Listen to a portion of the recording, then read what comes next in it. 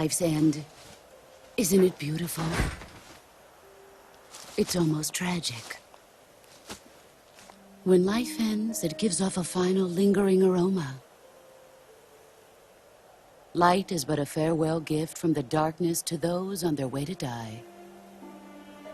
I've been waiting, Snake, for a long time.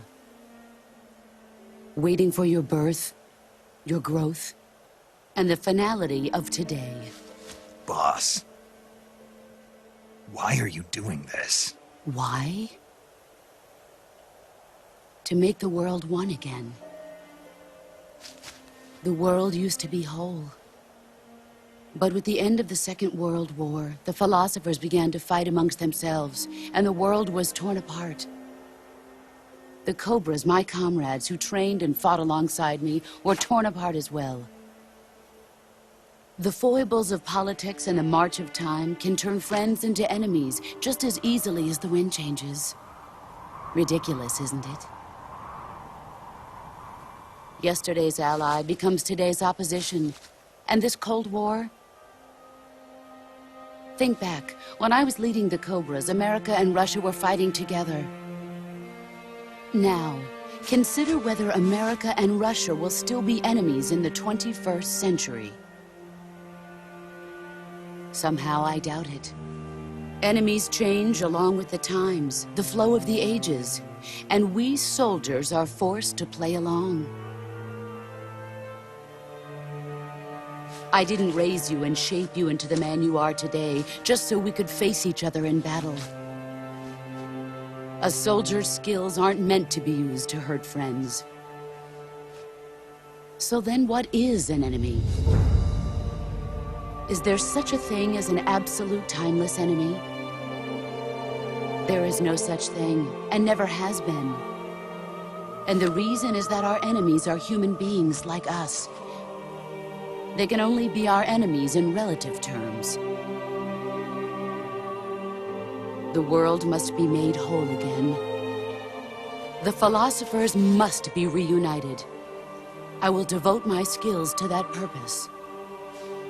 And with the Colonel's money, I will achieve that end.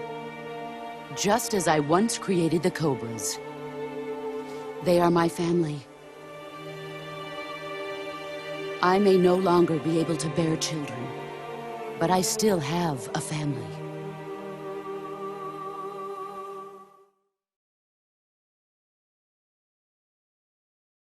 It was November 1st, 1951. I was in the Nevada desert participating in atomic testing. The name Nevada is derived from Spanish, covered in snow, white as snow.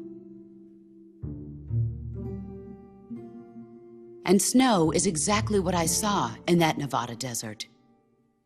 It froze my blood white. Snake, you were an atomic test subject, weren't you? On Bikini Atoll. That's part of the reason I was drawn to you. You and I are alike. We're both slowly being eaten away by the karma of others. We'll never have the chance to die peacefully of old age. We have no tomorrow. But we can still have hope for the future. In 1960, I saw a vision of the ideal future from space. 3 years earlier, the Soviet Union had succeeded in launching Sputnik, the first man-made satellite in history, into orbit.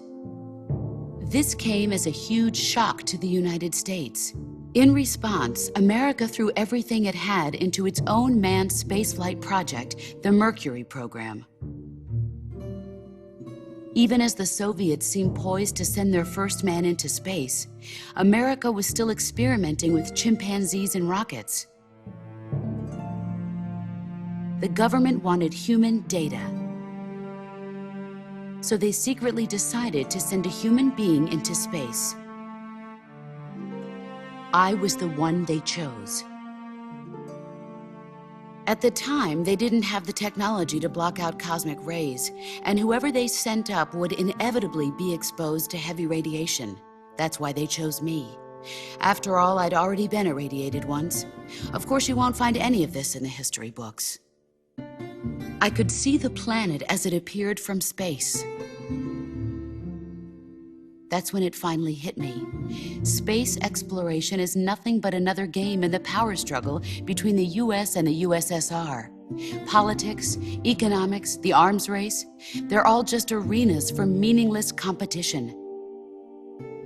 I'm sure you can see that, but the Earth itself has no boundaries. No East, no West, no Cold War. And the irony of it is, the United States and the Soviet Union are spending billions on their space programs and the missile race, only to arrive at the same conclusion. In the 21st century, everyone will be able to see that we are all just inhabitants of a little celestial body called Earth. A world without communism or capitalism, that is the world I wanted to see. But reality continued to betray me. In 1961, I was sent to Cuba, to Bahia de Cochinos. It was part of a CIA-sponsored invasion under the guise of taking Cuban exiles back to their country. But the US government betrayed them. Our weak-kneed president held back their air support. Defenseless, the exiles were annihilated by the Cuban army. All I could do was watch in silence. I was set up by the very country I'd sacrificed so much for, by the very government I dedicated my life to defending. I was driven from the surface world, and I went underground. Then, 2 years ago, I faced the Sorrow, my old comrade in battle. He was my friend. But one of us had to die. I was left with no choice. The Sorrow gave his life for me. There is no enmity between us. One must live, and one must die. That was the mission. The ones who gave me that mission were the philosophers. Early in the 20th century, the true holders of power in the United States, the Republic of China, and the newly formed Soviet Union gathered together in a secret meeting that would later be known as the Wise Men's Committee. The secret pact they formed there marked the beginning of the philosophers. But the last of the original members died in the 1930s. After that, the organization began to run out of control, and the Wise Men's Committee degenerated into a mere shell of its former self. The philosophers of today have no sense of good or evil. Their influence extends to countries and organizations involved in every aspect of every war. They have become war itself. That's how they operate.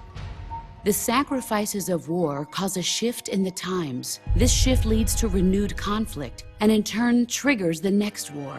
Like a nuclear chain reaction, each conflict sparks countless others, forming an endless spiral that will continue on for eternity. Do you understand what I'm saying, Snake? By consuming me and you, the philosophers intend to keep that cycle going forever. It was my father who explained all of this to me. He was one of them. You see, I am the last remaining child of the philosophers. But after he revealed the truth, my father was killed by that same shapeless, formless organization. And my father isn't the only thing the philosophers have taken from me. In June of 1944, the Cobras and I took part in the landing at Normandy. We'd been given a top-secret mission to locate and destroy enemy V-2 rocket installations. I was pregnant at the time. The Sorrow was the father. I gave birth on the field of battle. A beautiful baby boy.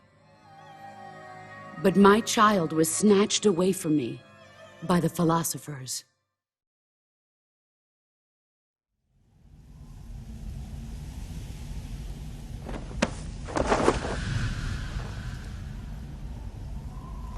Look at this scar. This is proof that I was once a mother.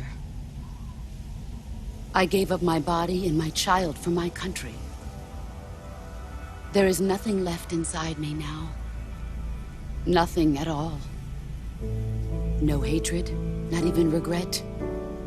And yet sometimes at night, I can still feel the pain creeping up inside me, slithering through my body like a snake.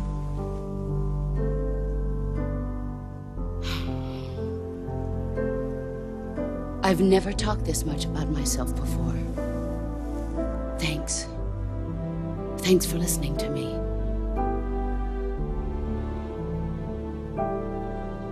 I feel content. Snake, commence the operation. I raised you. I loved you. I've given you weapons, taught you techniques, endowed you with knowledge.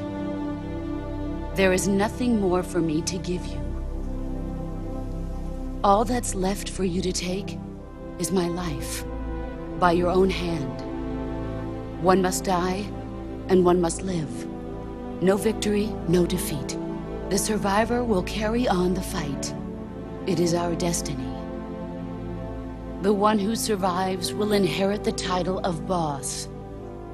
And the one who inherits the title of boss will face an existence of endless battle. I'll give you 10 minutes. In 10 minutes, MiGs will come and bomb the hell out of this place. If you can beat me in less than 10 minutes, you'll be able to escape in time. Let's make this the greatest 10 minutes of our lives, Jack. Boss? You're a soldier. Finish your mission. Prove your loyalty. Face me.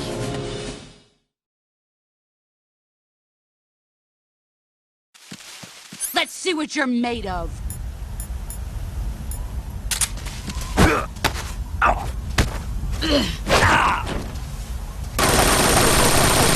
Run quick.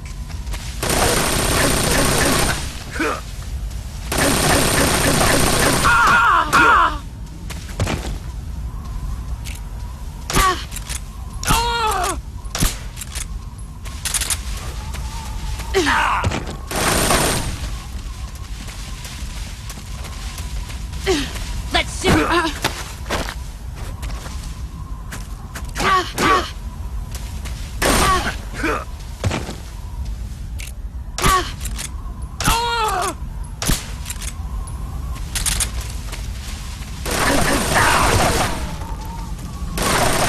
Let's see what you're made of.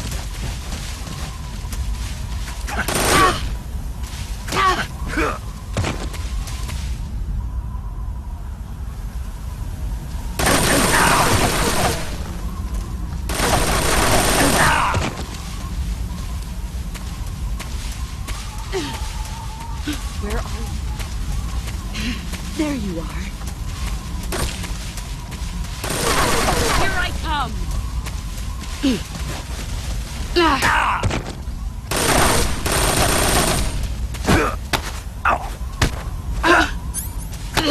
Is that it? Move or you're dead.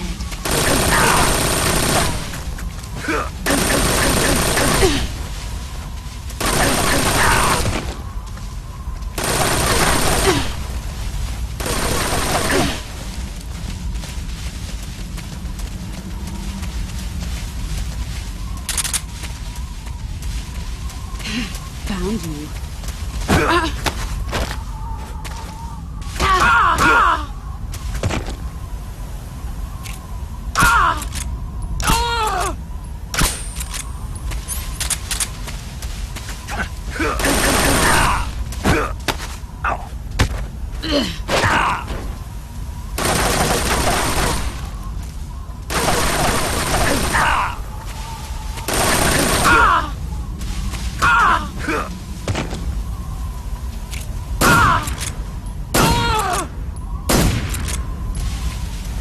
You've gotten stronger.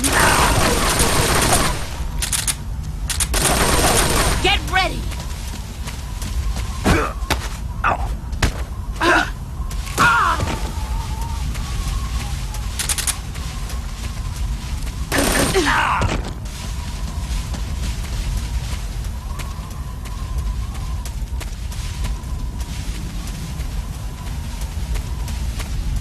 Brace yourself.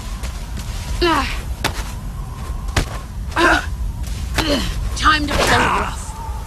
All these years and nothing to show for it. You'd better run.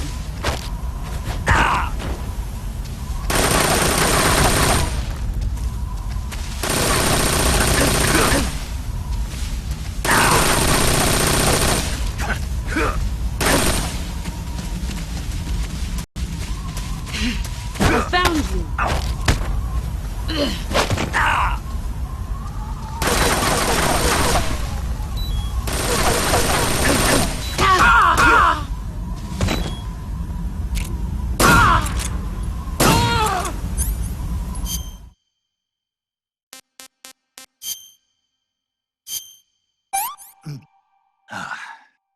This tastes great.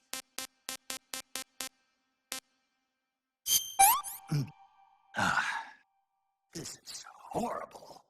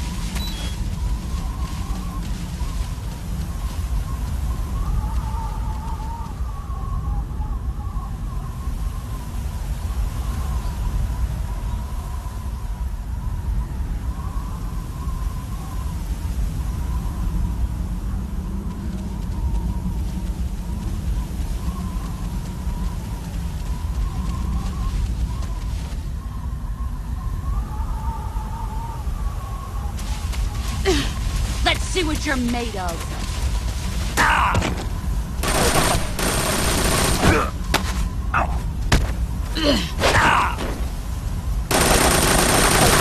Run quick.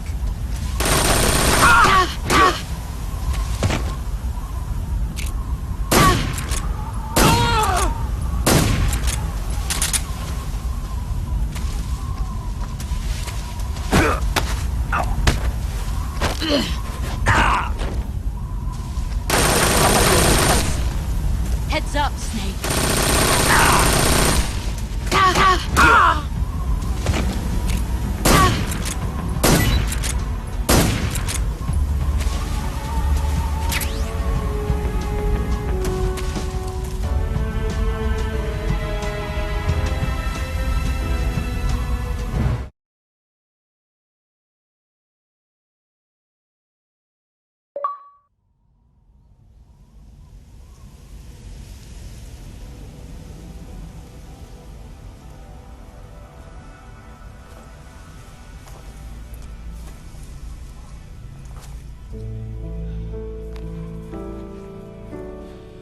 Take this. Keep it safe.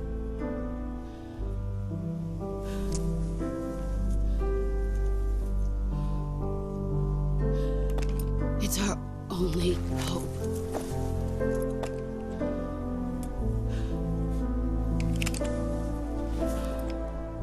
A patriot? Why are you giving me this? Jack. Or should I say, Snake. You're a wonderful man. Kill me.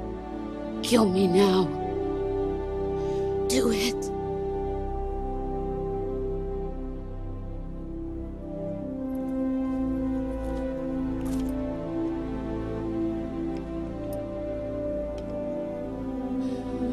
There's only room for one boss and one snake.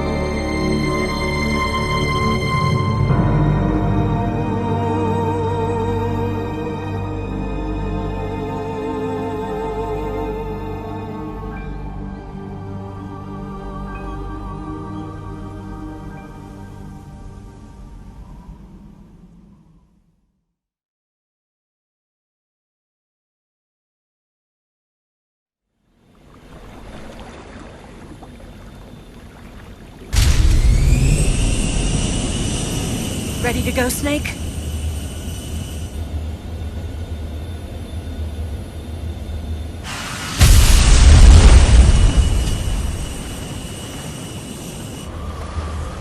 Are you okay? Snake? Yeah.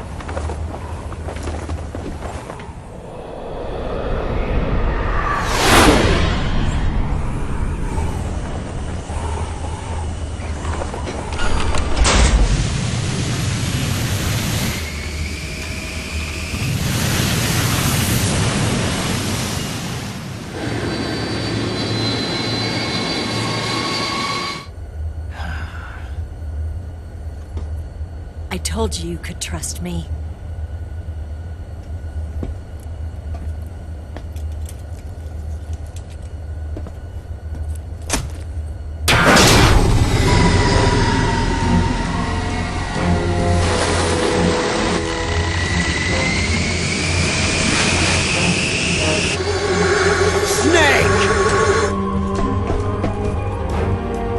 Ocelot!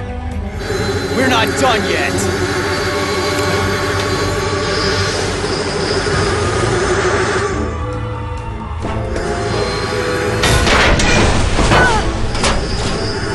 Damn!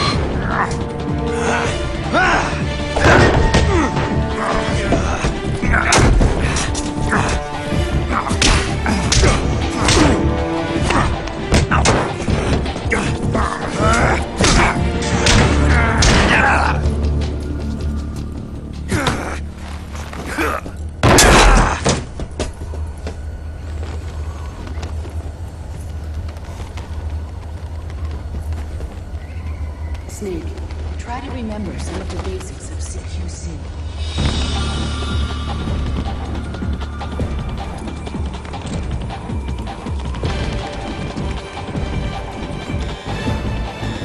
Not good!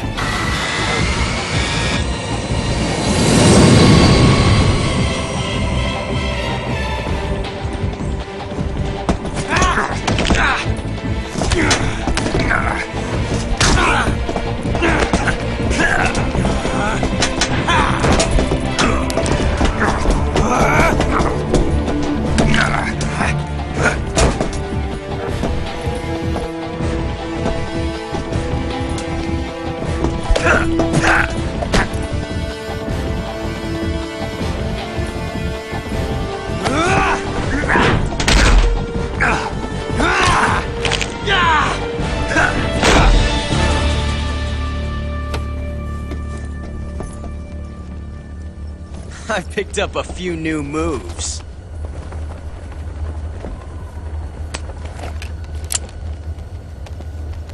Huh. It doesn't feel right to shoot an unarmed man. But I'll get over it. Eva!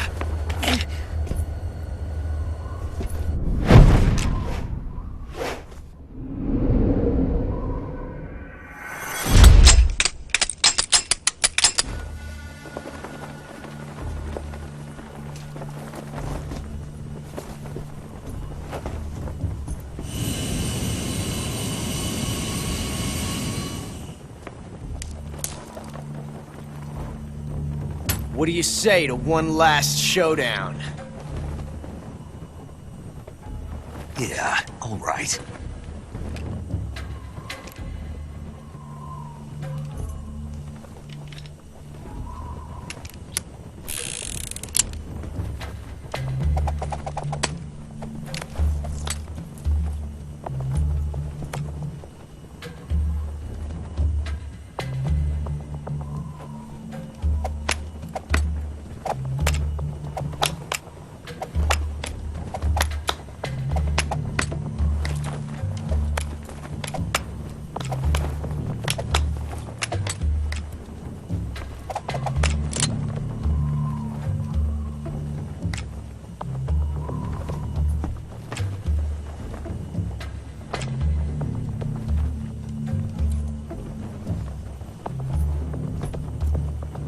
What's your name? Snake. No. Not that name. You're not a snake, and I'm not an ocelot. We're men with names. My name is Adamska. What's yours? John. Very well, John. Plain name. But I won't forget it.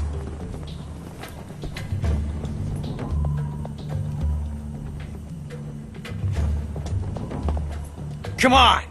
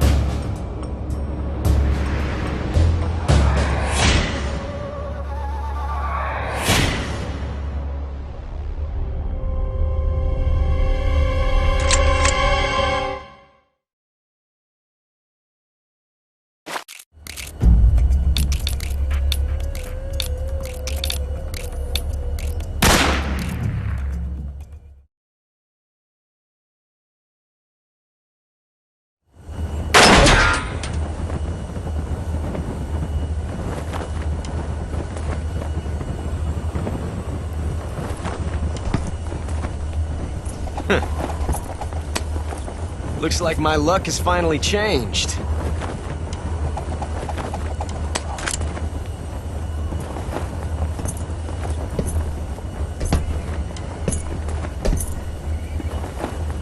Till we meet again, John.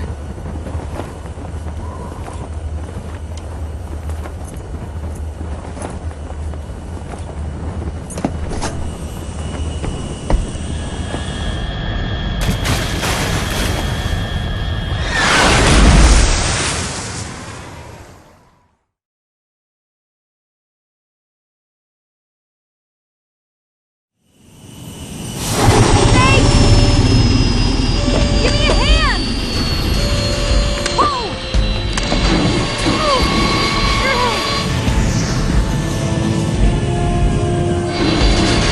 Come on, pull up!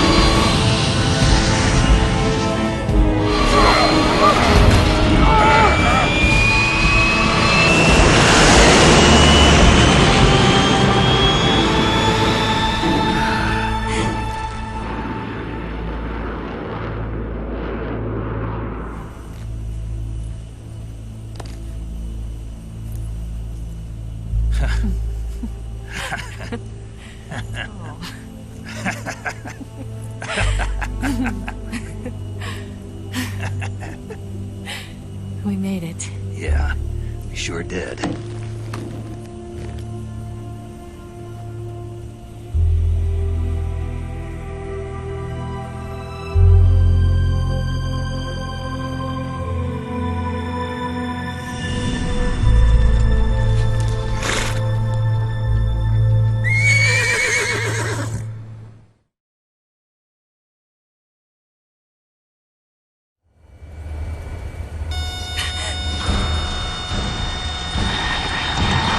Oh no, Migs!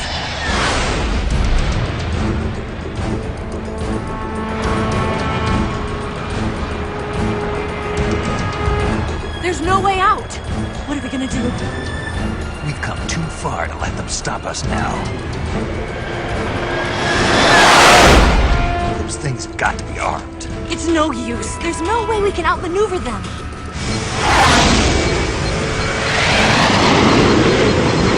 They're gonna shoot us down. We were so close. Weapon systems on. Locked on target. I got towed.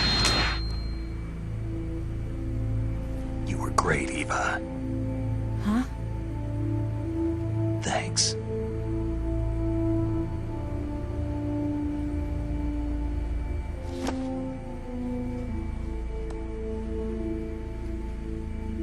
Bulk 19, this is Control. Stand by for a direct order from the chairman. Bulk 19, return to base immediately. Do you read me? This is a direct order from Comrade Khrushchev. Return to base immediately. Bulk 19, do you copy? Understood. Aborting mission. RTB. Look! The MiGs are turning back! Woo!